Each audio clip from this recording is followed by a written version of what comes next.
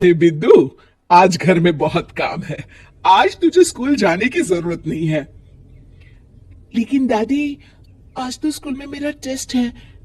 अरे, एक दिन स्कूल नहीं जाएगी तो ऐसी कौन सी तेरी कलेक्टर की पढ़ाई छूट जाएगी। वैसे भी मैं देख रही हूँ, आजकल तो बड़ी भीड़ हो गई है।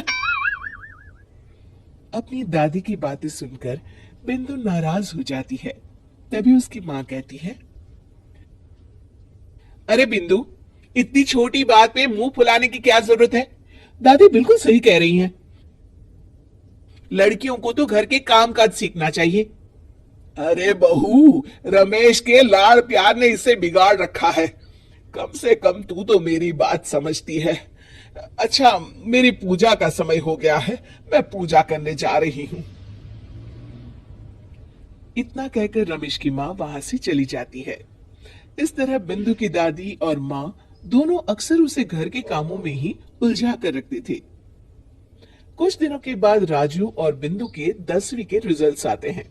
दोनों बच्चे दादी को अपना अपना रिपोर्ट कार्ड दिखाते हैं। शाबाश मेरे लाल, तू तो बड़े अच्छे नंबरों से पास हुआ है।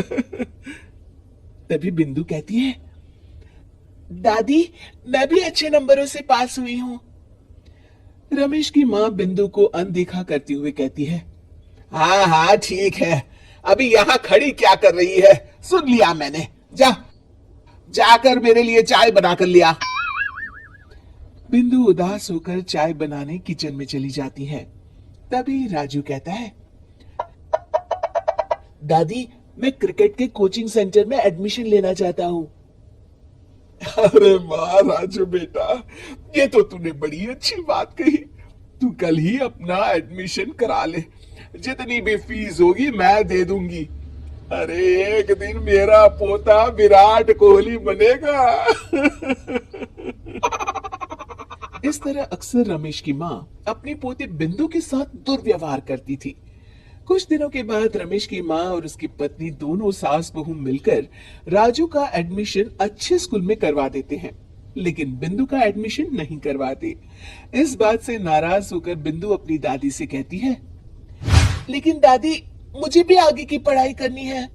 अरे क्या करेगी आगे की पढ़ाई लिखाई करके, हैं? आज से ये पढ़ाई का भूत अपने दिमाग से उतार दे। इतना कहकर रमेश की माँ वहां से चली जाती है। उस दिन के बाद से बिंदु की पढ़ाई हमेशा के लिए छूट जाती है और उसकी दादी उससे घर के सारे काम करवाना शुरू कर देती है।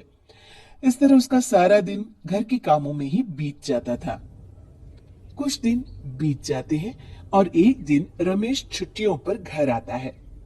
बिंदु को घर के काम करते हुए देख उससे कहता है, अरे बिंदु बेटा, तुम स्कूल नहीं गई?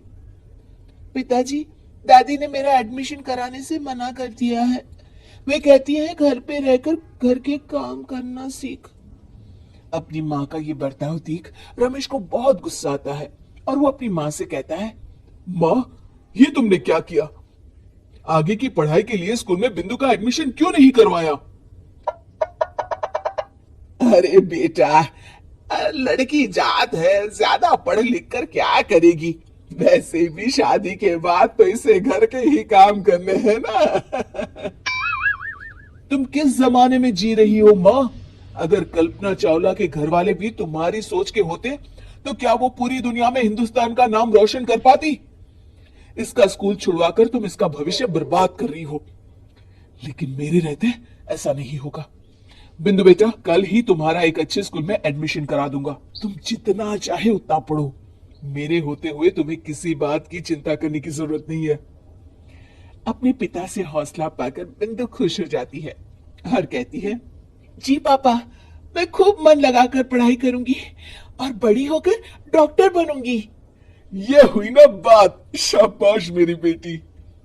शिक्षा, लड़का हो या लड़की, हमें दोनों को आगे बढ़ने का मौका देना चाहिए।